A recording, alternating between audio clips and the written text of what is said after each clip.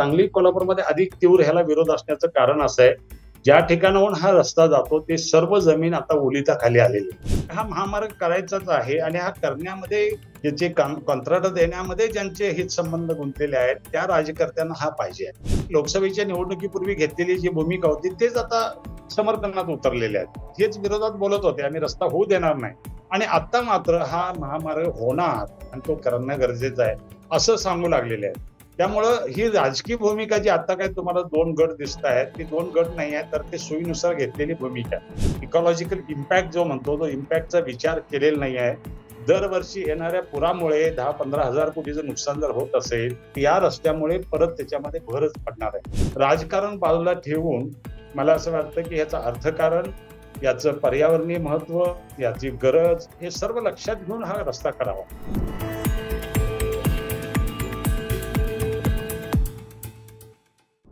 नमस्कार, मी रोहित हरी.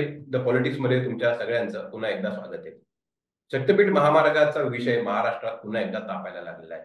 पश्चिम महाराष्ट्रात शक्तीपीठ महामार्ग हा महायुती सरकारचा महत्वाकांक्षी प्रकल्प येऊ घातलेला आहे आणि या शक्तीपीठ महामार्गाला निवडणुकांपूर्वी कोल्हापूर आणि आजूबाजूच्या परिसरात प्रचंड विरोध झाला होता. मात्र सत्तेवर महायुतीने शक्तीपीठ महामार्गाचा जो प्रोजेक्ट आहे तो पुन्हा एकदा राबवायला सुरुवात केली आणि याच्या भोवती चांगलंच राजकारण तापलेले आहे. पश्चिम महाराष्ट्र, कोल्हापूर, सांगलीचा काही भाग, तिथून सोलापूर अशा या सगळ्या पट्ट्यातनं हा महामार्ग जाणार आहे. पण या महामार्गाभोवतीचं नेमकं राजकारण काय आहे? कोल्हापूरमध्ये या महामार्गाला इतका विरोध का होतोय आणि या महामार्गाच्या माध्यमातून महायुती सरकार त्यांचा कुठला अजेंडा राबवू पाहते का, हे सगळं जाणून घेण्यासाठी आपल्यासोबत आहेत लोकमतचे कोल्हापूरचे निवासी संपादक वसंत भोसले सर. तर तुमचं खूप खूप स्वागत आहे द पॉलिटिक्स मध्ये. तुम्ही शक्तीपीठ महामार्गाच्या ज्या काही घडामोडी आहेत त्या खूप जवळून बघताय. तर मला तुम्हाला सुरुवातीला विचारायचंय की सर, शक्तीपीठ महामार्ग हा नेमका महत्वाकांक्षी प्रकल्प आहे तरी काय, आणि महायुती सरकारला त्यामध्ये इतका इंटरेस्ट काय? शक्तीपीठ महामार्ग हा नागपूर पासून गोव्याला जोडणारा महामार्ग म्हणून विकसित करण्याचा सरकारचा प्रस्ताव आहे. तो महामार्ग समृद्धी महामार्गाच्या आधारे वर्ध्यापर्यंत येतो आणि वर्ध्याहून खरं तर हा महामार्ग सुरू होतो आणि पवनार पासून, आणि वर्ध्यावरून तो हिंगोली, परभणी असा येत तो पुढे नांदेडचा काही भाग, यवतमाळचा काही भाग, हे विदर्भ मराठवाड्यातले जिल्हे कव्हर करत तो परभणीतून पुढे उस्मानाबाद, बीड, उस्मानाबाद आणि मग सोलापूरच्या भागामध्ये येतो. लातूरच्या जिल्ह्यातूनही थोडा तो प्रवास करतो आणि पुढे तो तुळजापूरच्या पलीकडून तो बार्शीच्या जवळून पुढे येतो, आटपाडी जवळ येतो, सांगली जिल्ह्याच्या पूर्वेला म्हणजे ईशान्य भागामध्ये. आणि सांगली जिल्ह्याच्या आटपाडीपासून तो सरळ तासगावच्या पूर्वेहून सांगलीच्या उत्तरेच्या बाजूनं, सांगली शहराच्या आणि मिरजेच्या उत्तरेच्या बाजूनं तो कृष्णा नदीवर येतो आणि कृष्णा नदीवरनं तो सांगलीच्या पश्चिमेकडून तो येऊन कोल्हापूर जिल्ह्यात येतो. त्याच्यामध्ये कोल्हापूर आणि सांगली जिल्ह्यात तिथं वारणा नदी लागते आणि कोल्हापूरच्या पूर्वेहून तो दक्षिणेकडे जातो आणि पुढे जात असताना तो हातकणंगले, कागल आणि पुढे भुदरगड आणि भुदरगड नंतर आजरा तालुका आणि आंबोलीला जातो आणि आंबोलीवरनं तो खाली गेल्यानंतर थेट बांद्यापर्यंत जातो आणि बांद्यावरनं जवळपास अर्धा किलोमीटर गोवा बॉर्डर राहते. म्हणजे तिथं मुंबई गोवा जो महामार्ग आहे आता होतोय त्यातलं बरंच काम होत आलेलं आहे, त्या भागातलं तर झालेलं आहे, तर त्या भागाला तो जोडला जातो. म्हणजे एका बाजूला समृद्धीपासून ते गोवा ते मुंबई महामार्गाला जोडणारा आणि विदर्भ, मराठवाडा, पश्चिम महाराष्ट्रातला दक्षिण महाराष्ट्र आणि सीमा भागातून कर्नाटक महाराष्ट्राच्या सीमा भागातून तो कोकणला जातो, सिंधुदुर्ग जिल्ह्यामध्ये थोडा भाग, आणि नंतर तो गोव्याला जोडला जातो.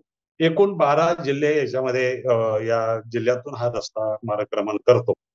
याला विरोध असायचा, त्या एकूण त्याचा व्याप जो आहे शक्तीपीठाचा पाहिला तर तो जवळजवळ 810 किलोमीटरचा लांबीचा रस्ता आहे आणि त्याच्यामध्ये 12 जिल्हे येतात.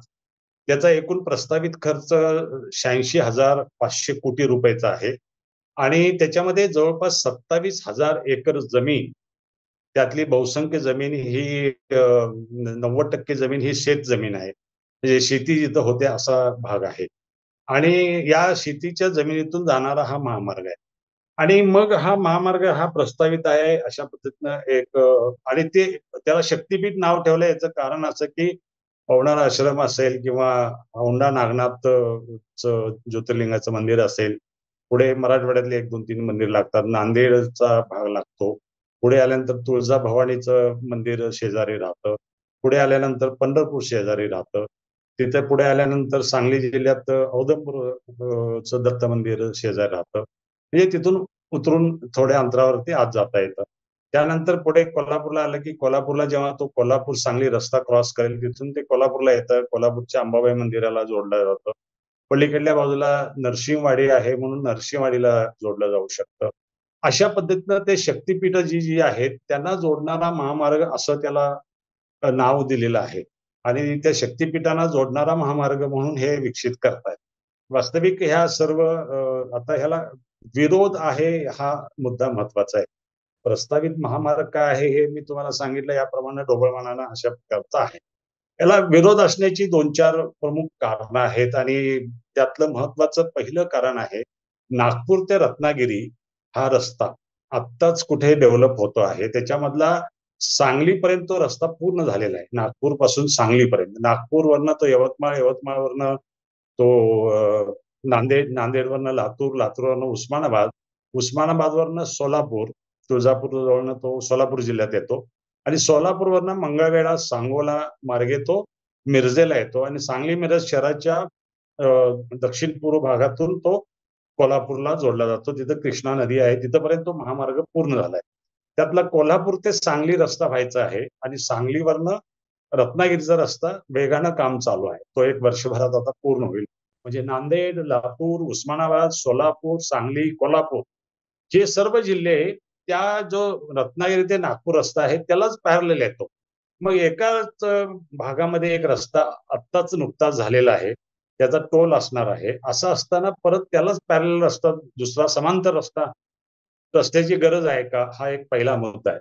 आणि महत्वाचं म्हणजे जो रस्ता आता झालेला आहे त्या रस्त्यावरनं जी अपेक्षित वाहतूक होती आणि अपेक्षित उत्पन्न होतं, त्याच्या 50% देखील उत्पन्न मिळत नाही. म्हणजे त्या भागामध्ये वाहतूक कमी आहे.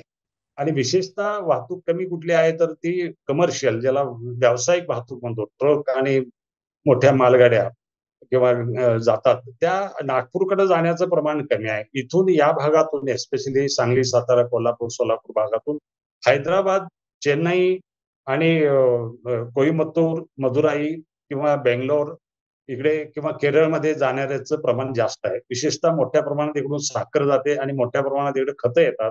खतं येतात ती मुख्यतः कांडला बंदरातून गुजरातकडनं येतात आणि सिमेंट येतं ते कर्नाटकातून येतं आणि बरेच सिमेंट हे गुजरातकडनं पण येतं. तर मुख्यतः वाहतूक ही दक्षिण उत्तर अशी वाहतूक आहे. अ, पुणे हे इकडून कोल्हापूरकडून हैदराबादकडे किंवा नागपूरकडे अशी वाहतूक कमी आहे. आणि ती मोठ्या प्रमाणात जी साखरेची वाहतूक ह्या भागातनं होते कारण जवळपास देशातली 20% साखर 20 ते 25% साखर सांगली, सातारा, कोल्हापूर, सोलापूर ह्या 4 जिल्ह्यामध्ये तयार होते. पुणे जिल्हा पण आहे त्यात पश्चिम महाराष्ट्र धरून त्याच्यामध्ये ज्याचं प्रमाण महाराष्ट्राचे एकूण साखरेमधलं उत्पादन हे 35% आहे देशाच्या. त्यातलं 50% हून अधिक साखर ही या 5-6 जिल्ह्यामध्येच तयार होते आणि त्याची वाहतूक ही उत्तर भारतात होते ती पुण्याकडून होते. रेल्वेनं होते, वाहतूक रस्त्यानं कमी होते आणि येतं ते खतं आणि सिमेंट आणि बांधकामाचं साहित्य याचं वाहतूक मोठ्या प्रमाणात आहे. तर या रस्त्याला तशी हैदराबादकडे जाण्याचं किंवा हैदराबादच्या पुढे तेलंगणामध्ये जाण्याची वाहतुकीची सोय नाही आणि पुणे ते हैदराबाद तो मार्ग बिझी आहे. नागपूर ते हैदराबाद मार्ग बिझी आहे आणि तसं ह्याला उत्पन्न मिळत नाही हा एक भाग आहे. हे उत्पन्न मिळत नसताना तुम्ही पर्यायी रस्ता त्यालाच जोडून तुम्ही पुन्हा का करता? त्याच्यासाठी 27,000 एकर जमिनीपैकी 22,000 जमीन जवळपास ही शेतजमीन आहे. बाकीची पड जमीन आहे, काही ठिकाणी जंगल आहे, काही ठिकाणी नापिकी असलेलं जमीन आहे, काही ठिकाणी लागवडीखाली नसलेली जमीन आहे. अशी जमीन आहे. असं असताना 27,000 एकर जमीन तुम्ही बाद करणार. त्यातली 22 एकर जमीन ही पिकाऊ जमीन तुम्ही घालवणार आणि सांगली, सातारा, कोल्हापूरमध्ये सातारा नाही, सांगली, कोल्हापूरमध्ये अधिक तीव्र ह्याला विरोध असण्याचं कारण असं आहे, ज्या ठिकाणाहून हा रस्ता जातो ते सर्व जमीन आता ओलिताखाली आलेली आहे. आणि ती पूर्वी आलेली आहे आणि आत्ताही काही त्यातला भाग आलेला आहे. जसं आटपाडी किंवा तासगावचा भाग आहे. तिकडे गेल्या 10-20 वर्षामध्ये पाण्याची सोय झालेली आहे, त्यामुळे तिकडे सुपीकता संपन्नता आलेली आहे. जेव्हा तो सांगली जिल्ह्यात रस्ता येतो, त्यानंतर तो कृष्ण पंचगंगा नदी, त्यानंतर दूधगंगा नदी आणि त्यानंतर वेदगंगा नदी, या 6 नद्यांच्या वरून तो रस्ता पलीकडे जातो. आणि हाच जो एरिया आहे, हा कोर झोन आहे, ज्याचा पुराचा आहे. आणि हा जो पुराचा टापू आहे, या कारण इथे सर्व ठिकाणी मोठ्या प्रमाणात पूर येतो. कारण पूर येण्याचं कारण अलीकडच्या काळात हा एक कायमची समस्या होऊन बसलेली आहे, की दरवर्षी पुराचा धोका निर्माण होणार का याची वाटच पाहावी लागते, आणि हा धोका कायमचा आता होऊन बसलेला आहे. त्याची वेगवेगळी कारणं आहेत आणि त्याची उत्तरही सापडत नाहीत. आणि ती उत्तरावर शोध काही घेतील असं वाटत नाही. कारण ठिकठिकाणी ह्या नद्यांच्या वरती अतिक्रमण झालेत. ठिकठिकाणी नद्यांच्या वरती मोठे ब्रिज बांधले गेलेले आहेत. आणि ते ब्रिज बांधत असताना तो पुराखाली जाऊ नये म्हणून उंच ब्रिज बांधलेत आणि दोन्हीकडनं अप्रोच रोड ठेवलेत. आणि त्याच्यासाठी भर घातलेली आहे ऑलरेडी. आणि त्यामुळे पाणी सरकत नाही. दुसरी गोष्ट, वाळू मोठ्या प्रमाणात उपसा गेल्या 40-50 वर्षात झाल्यामुळं या नद्यांच्या मध्ये वाळू नाही आहे. आणि या नद्या बारमाही आहेत. त्यामुळे इथं गाळ साचण्याचं प्रमाण मोठ्या प्रमाणात झालंय. त्यामुळे नदीचं रुंदीकरण कमी झालेलं आहे. नदीमधले खोली कमी झालेली आहे. आणि नदीच्या काठानं, जसं मी ह्याचं उदाहरण दिलं तुम्हाला, ठिकठिकाणी जे पूल झालेले आहेत आणि त्याचा जो भराव पडलेला आहे, ते एक कारण आहे. कारण बऱ्याच ठिकाणी रस्ते विकास करत असताना बऱ्याच ठिकाणी नवीन पूल बांधलेत आणि त्या पुलांना अप्रोच रोड उंच बांधलेले आहेत. त्यामुळं हा पुराचा धोका कायमचा वाढलाय. आणि दुसरं आहे ते कमी वेळेमध्ये अतिरिक्त पाऊस पडणं. हे जे याचं जे सर्कल अलीकडचं वाढलेलं आहे, ते दरवर्षी एका दुसरं वर्ष, एका दुसऱ्या वर्षी अपवाद सोडला तर दरवर्षी पूर येण्याचं प्रमाण वाढलेलं आहे. आणि आलेला पूर हा पाणी सरकत नाही. वेगानं जे जायला पाहिजे, पूर्वी सुद्धा पूर येत होते. कारण ह्याच भागामध्ये पूर्वी सुद्धा असाच पाऊस पडत होता. पण अलीकडे कमी वेळामध्ये, आता जुलैमध्ये पाऊसच कमी पडतो आणि एकदम ऑगस्टमध्ये मोठ्या प्रमाणात होतो. किंवा जुलैमध्ये मोठ्या प्रमाणात, कमी वेळेमध्ये 10 दिवसात, 15 दिवसात 400, 500, 600, काही ठिकाणी 3000, 2000 मिलीमीटर पाऊस पडतो. आणि महाबळेश्वर ते अंबोलीपर्यंत हा जो पश्चिम घाटाचा सगळा पट्टा आहे, इथून 24 नद्या उगम पावतात. मी तुम्हाला 6 नद्यांचा उल्लेख केला. 6 नद्या ज्या सांगितल्या मी, कृष्णा, वारणा, पंचगंगा, वेदगंगा, दूधगंगा आणि पलीकडची हिरणकेशी, या नद्यांचा उल्लेख तुम्हाला केला. पण याला मिळणाऱ्या नद्या आणखीन 18 नद्या आहेत जवळपास, छोट्या मोठ्या. आणि त्या सगळ्यांचा मिळून नरसिंहवाडीला जिथं हे येतो, पंचगंगा आणि कृष्णा मिळते शेवटी, त्यावेळेला ते महाबळेश्वरला पडलेलं पाणी, इकडे शाहूवाडी तालुक्यात पडलेलं पाणी, चांदोली अभयारण्यात पडलेलं पाणी, इकडे पन्हाळगडामध्ये पडलेलं पाणी, गगनबावडामध्ये पडलेलं पाणी, राधानगरीचं पाणी आणि आंबोलीच्या भागातलं भुदरगड तालुक्यातलं पडलेलं पाणी, हे सर्व पाणी ह्या कर्नाटक आणि महाराष्ट्राच्या सीमेवर असलेल्या नरसिंहवाडीला येतं. आणि हे पाणी कर्नाटकात, मग राजापूर बंधारा संपला महाराष्ट्राचा शेवटचा, की कर्नाटकात ती नदी प्रवेश करते. तिथेपर्यंत हे सगळं जातं. आणि याच बरोबर पट्ट्याच्या मध्यभागातून हा रस्ता जाणार आहे. आणि हा मध्य भागातून रस्ता जात असताना ह्या 6 मुख्य नद्या, ज्या नद्यांना वारंवार दर 2 वर्षांनी पूर येतो आणि तो अनेक दिवस राहतो. आणि या नद्यांच्या काठाला पूर्वी गवताळी जागा होती. म्हणजे जिथं नदीचं पाणी येत होतं आणि जमीन भिजत होती, तिथं गवत घेतलं जात होतं. आज तिथलं गवत बदललंय आणि तिथं ऊस लावला जातो. नदीच्या काठापर्यंत ऊस लावला जातो. त्यामुळे सुद्धा पाणी पुढे सरकायला अडथळा निर्माण झालेला आहे. अशा जवळपास 10 लाख हेक्टरमध्ये ऊसाचं प्रमाण वाढलेलं असेल. आणि तेवढं त्याचं प्रमाण आहे. आणि मग या 6 नद्यांच्या वरनं जर हा ब्रिज गेला किंवा हा महामार्ग गेला, जो किमान 15 फूट ते 20 फूट उंच ठेवावा लागेल. कारण ही सगळी काळी जमीन आहे. ही सगळी अगदी नदीतून वाहत आलेल्या गाळानं तयार झालेली ही जमीन आहे. आणि ही सुपीक जमीन आहे. आणि या सुपीक जमिनीच्या इथून जात असेल, तर तो या महापुरामध्ये आणखीन एक कारण ठरू शकतो. आणि महापुराचा धोक्याची तीव्रता आणखीन वाढू शकते. त्यामुळं हे रस्ते, कारण नदी पसरते ती 10-10 फूट, 15-15 किलोमीटर पसरते आणि पाणी सगळ्या शेतातून वाहत जात असतं. आज सांगलीसारखं शहर आहे जिथं निम्म शहर पाण्याखाली जातं. आणि तो जर बंधारा परत तिथं झाला तर तिथंही पाणी अडवलं जाऊ शकतं. आणि पुढे जेव्हा तो भुदरगड तालुक्यात जातो, तिकडे तर कागल, भुदरगड आणि आजरा तालुका, हे जे कोल्हापूरच्या दक्षिणेकडचे 3 तालुके आहेत, तिथे लहान शेती खूप आहे. म्हणजे अल्पभूधारक शेतकरी खूप मोठ्या प्रमाणात आहे. आणि जिथं ज्याच्या शेतातून हा रस्ता जाईल तो शेतकरी भूमिहीनच होतो. त्याला आज भले त्याला 4 पट द्या, 5 पट द्या, 6 पट द्या, 10 पट तुम्ही आज पैसे द्याल, पण त्याची जमीनच जवळ-जवळ जाते. कारण कुठं 1 एकर, 1.5 एकर, 2 एकर, अर्धा एकर अशा जमिनी असण्याचं प्रमाण प्रचंड आहे. 90% शेतकरी हे 1 हेक्टर खालचे आहे. जिथं विरोध होत नाही, जिथं तर कारण आहे ते जिथं तुळजापूर असेल, उस्मानाबाद असेल, बीड असेल किंवा हिंगोली, परभणी असेल, तिथे लँड होल्डिंग जास्त आहे. जमीन धारणा जास्त आहे तिकडे. त्यामुळे त्यातले 2 एकर गेले आणि 8 एकर माझे वाचले तर काही प्रॉब्लेम नाही. मला थोडे पैसे मिळून जातील, असं भावना कदाचित तिकडे असू शकते. आणि ही तीव्रता इकडे सांगलीपासून जास्त जाणवते. त्याचं कारण असं आहे, एक तरी पिकाऊ जमीन आहेत, बारमाही पाण्याची सोय आहे. तिकडे ऊसाची शेती आहे, द्राक्षाची शेती आहे, भाजीपाला आहे, हळद आहे आणि अशा सगळ्या शेतीमधनं जात असेल आणि त्याच्या पुढे जेव्हा कोल्हापूर जिल्ह्यात आपण येतो, इथं तर अल्प भूधारक शेतकरी जास्त आहेत.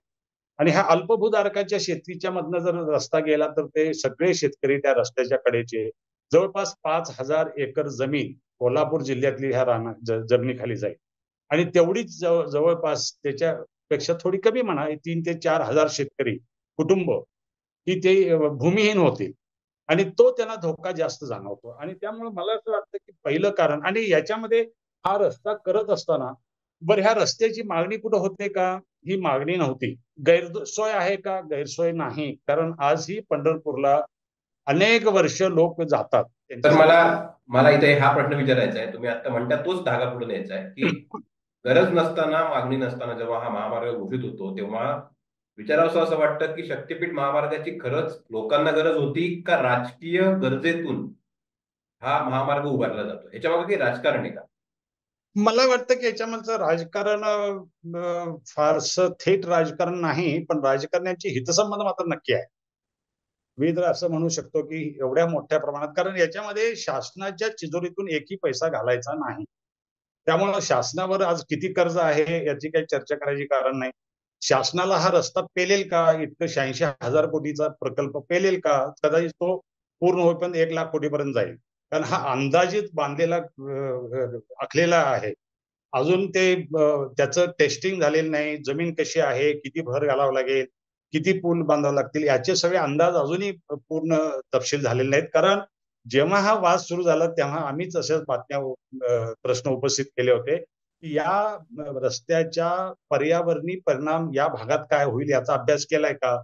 तर तो नाही असं उत्तर आलं. म्हणजे हे खूप धक्कादायक आहे, की कृष्णा खोऱ्यातल्या सर्व नद्यांच्या पाण्यावरती तुम्ही हा जर बांधत असाल, रस्ता बांधत असाल आणि तोही 10 ते 20 फूट बांधत असाल, तर त्याचा त्या भागातल्या पर्यावरणावर काय परिणाम होतो? ओढे, नाले, नद्या, पाणी वाहून जाणारे मार्ग या सर्वांच्यावर काय परिणाम होतो याचा अभ्यास केला नव्हता. आणि तो लगेच 1 महिना, 1.5 महिन्यात आम्हाला अभ्यास आला आणि त्याच्यावर काही परिणाम फारसा होत नाही आणि आम्ही काळजी घेऊ जिथं इथं परिणाम होणार आहे. असं लगेच एका महिन्यामध्ये कसं काय सादर करण्यात आलं आणि जाहीर करण्यात आलं.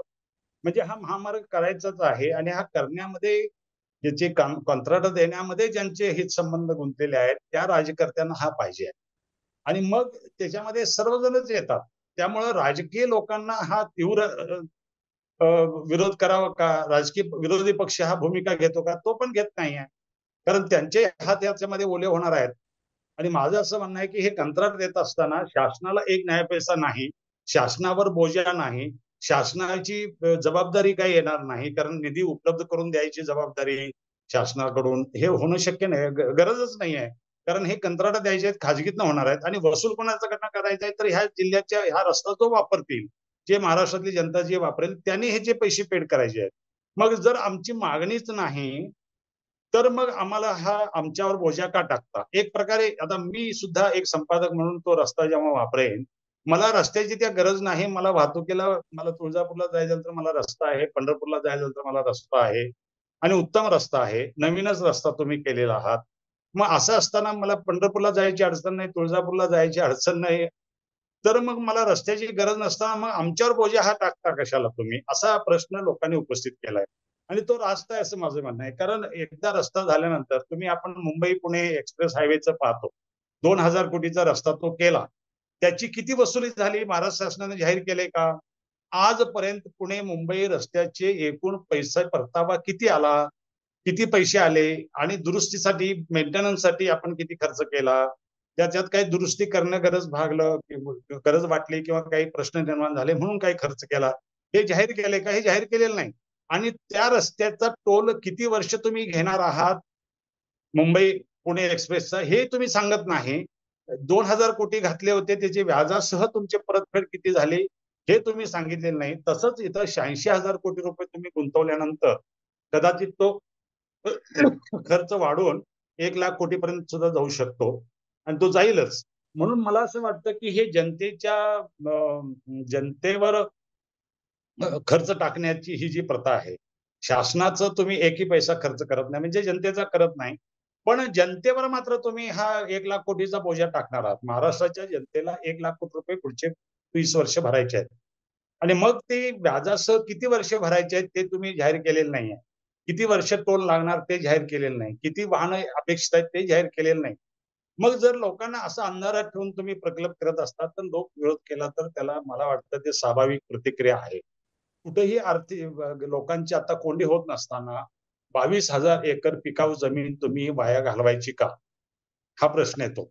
नाही सर, इथून अजून एक प्रश्न निर्माण होतो, तर राजकारणी संबंधितच आहे की या सगळ्या शक्तीपीठ महामार्गाच्या मुद्द्यावर ना कोल्हापुरात दोन गट पडलेले दिसत आहेत. एक आता महाडिकांचा गट, राजेश क्षीरसागरांचा गट हा त्याच्या बाजूने दिसतो, शक्तीपीठ महामार्गाच्या बाजूने. त्यांनी नुकतंच परवा आंदोलन पण केलं. आणि दुसरीकडे बंटी पाटील आणि त्यांचा जो गट आहे कोल्हापुरात, इव्हन हसन मुश्रीफ सुद्धा, जे महायुतीत आहेत पण ते शक्तीपीठच्या विरोधात दिसत आहेत. तर मग या निमित्ताने पुन्हा एकदा महाडिक विरुद्ध पाटील असा संघर्ष उभा राहणार. सगळ्या ह्या नेत्यांनी आपापल्या सोयीनुसार भूमिका घेतलेली आहे. कारण हा रस्ता जेव्हा प्रस्तावित होता त्यावेळेला मुख्यमंत्री एकनाथ शिंदे होते. एकनाथ शिंदेना समृद्धी महामार्गाचा चांगला अनुभव आहे. त्याचं काय अर्थकारण आहे तेही कदाचित माहीत असेल. मी गांभीर्यानं बोलतोय. आणि त्यामुळे ते कदाचित करत असतील असं मला वाटतंय.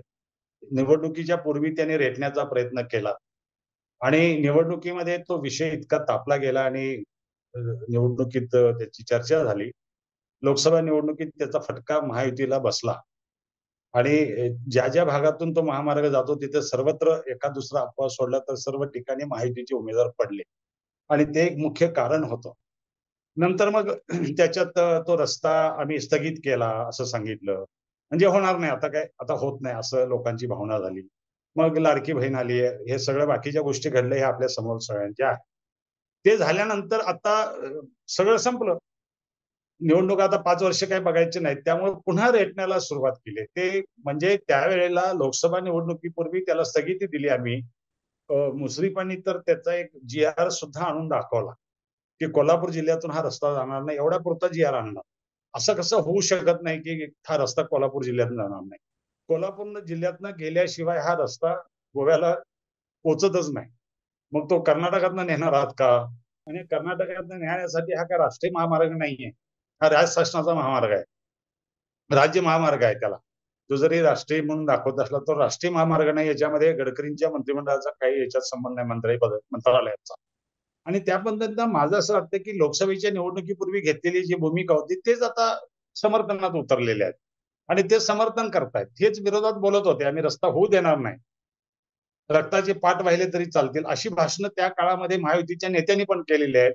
आणि आता मात्र हा महामार्ग होणार आणि तो करावाच लागेल आणि करणं गरजेचं आहे असं सांगू लागलेले आहेत. त्यामुळं ही राजकीय भूमिका जी आता काय तुम्हाला 2 गट दिसत आहेत, ती 2 गट नाही आहेत, तर ते सोयीनुसार घेतलेली भूमिका आहे. जे पूर्वी विरोध केला त्यांनी ते विरोध चालू ठेवलाय. यांनी ज्यांनी विरोध केला पण आता गरज आहे कारण वरून दबाव आहे म्हणून तो लादण्याचा प्रयत्न आहे. आणि विशेषतः मी तुम्हाला सांगेन की सांगली आणि कोल्हापूर जिल्ह्यासाठी हा रस्ता फार धोकादायक असू शकतो. कृष्णा नदीच्या महापुराच्या खाली जमीन बुडते तिथूनच हा रस्ता जातो. त्यातला थोडासा भाग सोडला तासगाव आणि कवठेमहांकाळ तर मिरज तालुका पलीकडे, हातकणंगले तालुका, शिरोळ तालुका, कागल, भुदरगड, अंबोली हा सर्व महापुरात बुडणार आहे. आणि जिथं पाणी येतं त्याच ठिकाणावरनं हा रस्ता जातो. त्यामुळे मला असं वाटतं की हा रस्ता होऊ नये अशी माझी तरी प्रामाणिक इच्छा आहे. गरजही नाही आहे. तुम्हाला मुळात रत्नागिरी ते नागपूर हा महामार्ग करायला 20 वर्ष गेली. तो महामार्ग अजून पूर्ण झालेला नसताना परत दुसऱ्या महामार्गाचं 10 वर्ष पाहूया. हा महामार्ग होऊ द्या, 10 वर्ष पाहूया त्याचं उत्पन्न काय येतंय, वापरला किती जातो, अडचणी काय येतात आणि कुठं काही मार्ग आहेत का. कारण याच्याशिवाय दुसरा एक महामार्ग तयार होतोय, जो पुणे टू बेंगलोर असा पर्यायी महामार्ग काढताय. तुम्हाला सोलापूर, तुळजापूर ते बीड आणि औरंगाबाद हा रस्ता तुमचा महामार्ग झालेला आहे. सोलापूर ते पुणे महामार्ग झालेला आहे. त्यामुळे मला असं वाटतं, शिवाय सांगली ते विटा, विटा ते तासगाव, विटा ते फलटण, फलटण ते बारामती, बारामती ते शिरूर असा एक महामार्ग होतो आहे. एवढे सगळे महामार्ग पर्यायी असताना परत हा महामार्ग करण्याची गरज आहे का असा प्रश्न पडतो. आणि 1 लाख रुपये तुम्ही 1 लाख कोटी रुपये तुम्ही लोकांच्यावर का पुन्हा लादतात. कारण ते तुमच्या तिजोरीतून करायचं असेल तर करा, पण महापुराचा धोका कसा टळणार नाही हे अगोदर पाहायला पाहिजे. तुम्ही महापुराचा धोका तयार झालाय म्हणून दरवर्षी महापूर आला तर 10 ते 12 हजार कोटी रुपये, 2019ला जेव्हा महापूर आला त्यावेळेला 11,000 11,500 कोटी रुपये तुम्हाला मदत द्यावी लागली. तुम्हाला ज्या भागामध्ये 11,000 कोटीची एका महापुरानं नुकसान होतं आणि तुम्हाला द्यावी लागतात, 11,000 कोटी तुम्ही बजेटमधनं दिले. तेवढं तेवढं नुकसान झालं होतं त्या वर्षी. माझं तर म्हणणं आहे ते हे सरकारी कागदपत्र आलेला 11,500 कोटी रुपये आहे. वास्तविक 50,000 कोटीचं नुकसान झालेलं आहे. त्याचं अर्थकारण जर बघितलं ते सगळं खर्चात आलेलं नाही आहे. त्याचं नुकसान भरपाई दिलेली नाही आहे. मॅनपॉवर गेली ती गेली. कुणाचं मोटर वाहून गेलं, कुणाचं घर वाहून गेलं, कुणाची झोपडी वाहून गेली, कुणाची माती वाहून गेली, कुणाचं पीक वाहून गेलं, कुणाचं झाड वाहून गेलं, असं सगळं नुकसान मोठ्या प्रमाणात झालेलं आहे. हे जवळपास 50,000 कोटीचं नुकसान आहे. आणि ज्या भागातून हे नुकसान होतं, ज्या भागात होतं, ज्या भागात हा पुराचा तडाखा बसतो, त्याच भागातून तुम्ही 15 ते 20 फूट उंचीचा महामार्ग पुन्हा कशाला करता, हा प्रश्न जो उपस्थित केलाय शेतकऱ्यांनी तो रास्ता असं माझं मत आहे. तर शेवटचा प्रश्न या निमित्ताने, ऊस उत्पादकांचा देखील या सगळ्या ह्याच्यामध्ये महत्वाचा एक रोल आहे की या सगळ्या पट्ट्यात ऊस शेती खूप जास्त मोठ्या प्रमाणात आहे आणि त्यांना 4 पट 5 पट भाव देणार सरकारकडून सांगितलं जाते. तर पण मग ऊस उत्पादक शेतकरी आहेत त्यांचं आणि पर्यायाने साखर व्यवसायाचं किती नुकसान होणार आहे जर का शक्तीपीठ महामार्ग झाला तर? ऊस आहे तो थोडा आहे. ऊसाच्या बरोबरच बाकीचे सुद्धा आहेत. द्राक्ष पिकं आहेत. आता तासगाव तालुक्याच्या भागामध्ये द्राक्ष पिकं आहे, डाळिंब आहे. आता वेगवेगळे भाजीपाला करतायत, वेगवेगळ्या पिकावं आहे. जवळपास 60-70% ऊस असेल आणि बाकीचं सुद्धा पिकं आहेत ना. कारण भाजीपाला मोठ्या प्रमाणात केला जातो, फळफळावरची मोठ्या प्रमाणात केली जातात, द्राक्षांची शेती मोठी आहे. शिवाय आणखीन एक मुद्दा आहे जो बुद्रगड तालुक्यामध्ये जेव्हा हा रस्ता जाईल, तिथे इको सेन्सिटिव्ह झोन आहे आणि तिथे वन्य प्राण्यांचा तिथे वावर आहे. तिथे वन्य प्राण्यांना सुद्धा हे त्रास देणार आहे. आणि जिथं आंबोली किंवा आजरा किंवा बुद्रगड तालुक्यामध्ये इको सेन्सिटिव्ह झोन आहे तिथं तुम्हाला जंगल तोडावं लागणार आहे. काही ठिकाणी तुम्हाला तिथं फ्लायओव्हर बांधायला लागतील. म्हणजे जंगलाच्या वरून फ्लायओव्हर बांधण्याची कल्पना सुद्धा कदाचित येईल. समुद्रावरनं तर बांधलायच आपण, घाटातही बांधलाय. आता जंगलावरनं सुद्धा फ्लायओव्हर बांधायची वेळ येईल आणि ते बांधतील याच्यामध्ये. एक रस्ता तसा आहे आपल्याकडे, तिथे एक घाट करतात, त्यालाही विरोध शेतकऱ्यांनी केलाय. त्या घाटामध्ये 1100 मीटरचा रस्ता हा फ्लायओव्हरनं केलाय. आणि अशा इको सेन्सिटिव्ह झोन मधनं तुम्ही का चाललेला आहात? काय गरज आहे त्या इको सेन्सिटिव्ह झोन मध्ये असा रस्ता करण्याची? आणि म्हणून मला असं वाटतं की हे सर्व डिझास्टर आहे आणि एक प्रकारे त्याचा पर्यावरणीय जो काही इकॉलॉजिकल इम्पॅक्ट जो म्हणतो तो इम्पॅक्टचा विचार केलेला नाही आहे. दरवर्षी येणाऱ्या पुरामुळे 10-15 हजार कोटीचं नुकसान जर होत असेल, या रस्त्यामुळे परत त्याच्यामध्ये भरच पडणार आहे. आणि तुम्ही एकीकडे 3200 कोटी रुपयाचा प्लॅन तयार केलाय की पूर नियंत्रणासाठी आता 3200 कोटी रुपये तुम्हाला जागतिक बँक द्यायला तयार आहे आणि तो घेऊन तुम्ही पूर नियंत्रणाच्या उपाययोजना करत आहात. जिथं उपाययोजना एका बाजूने करायची आणि तिथंच परत पूर वाढेल कसा याच्यासाठी जी कारणं आहेत तीच कारणं तुम्ही परत उभी करायची. म्हणून हा विरोध दिसतोय आणि मला वाटतं की ते भूमिका रास्त आहे. राजकारण बाजूला ठेवून मला असं वाटतं की ह्याचं अर्थकारण, याचं पर्यावरणीय महत्व, याची गरज हे सर्व लक्षात घेऊन हा रस्ता करावा. शिवाय आणखीन एक मुद्दा आहे की राजकर्ते जे आता आहेत ते या सर्वांचा इतक्या गांभीर्यानं विचार करतात की नाही मला माहिती. कारण ज्या पद्धतीनं हरकती मागवायला पाहिजे त्या हरकती मागवलेल्या नाही आहेत. मागवलेल्या हरकतीनं यांनी कचऱ्याची टोपली दाखवलेली आहे. त्याचाही गांभीर्यानं विचार करा ना. विकास करायला कोण नको म्हणतं. आणि जे विकास करण्यासाठी तुम्हाला पाणी योजना करायची आहेत या क्षेत्रामध्ये, अतिरिक्त पाणी तुमचं वाहून जातं. तुमच्याकडे पाणी शिल्लक राहतं. ज्या धरणांच्या तुम्ही धरणं इथं बांधलेले आहात त्या धरणांच्या मध्ये पाणी शिल्लक राहतं आणि तुम्हाला ज्या धरणं बांधत असताना जे अपेक्षित ओलित क्षेत्र तुम्ही गृहीत धरला होता ते ओलित क्षेत्र आलेलं नाही आहे. मग ते ओलित क्षेत्र येण्यासाठी तुम्ही दूरवर पाणी नेऊन पोहोचवायचं होतं, त्याच्यासाठी पैसा खर्च करा ना.